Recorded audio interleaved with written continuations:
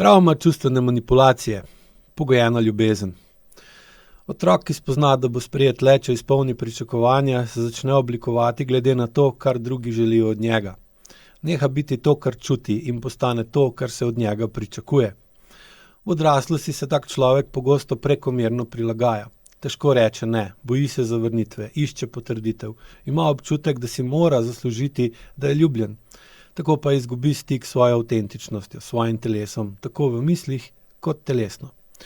Mišice so pogosto napete, ker telo neprestano igra vlogo. Drža je usmerjena navzven, izraz na obrazu je pogosto prijazen, tudi kadar znotraj vre, ga je strah ali je žalosten. Ker je usmerjen na pozornost navzven, taka oseba ne more vedeti, kaj se dogaja v njemu in je verjetnost, da zboli za kronično boleznijo, temu primerno višja. Ker enostavno ne opazi zgodnjih znakov, ki mu bi jasno povedali, da je nekaj narobe, če bi bil bolj pozoren nase. Ampak seveda, bolj ko je pozoren nase, težje je pozoren na druge in se težje prilagaja.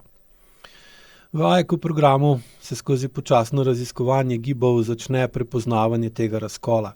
Učite se usmeriti svojo pozornost vase in bolj ko se opazujete, bolj se čutite, lažje razumete, zakaj ste takšni, kot ste. In ko se začneš gibati ne zato, ker bi se moral, ampak ker se lahko gibaš, se začneš osvobajati teh starih pogojevanj. Takrat se pojavi novo občutenje. Ni mi treba biti nekdo drug, da sem sprejet sam pri sebi. In bolj, ko se lahko sprejmemo sami, bolj lahko najdemo ljudi, ki nas sprejmejo takšne, kot smo, in se potem skupaj z njimi prilagajamo v boljšo osebo, tako na eni kot na drugi strani.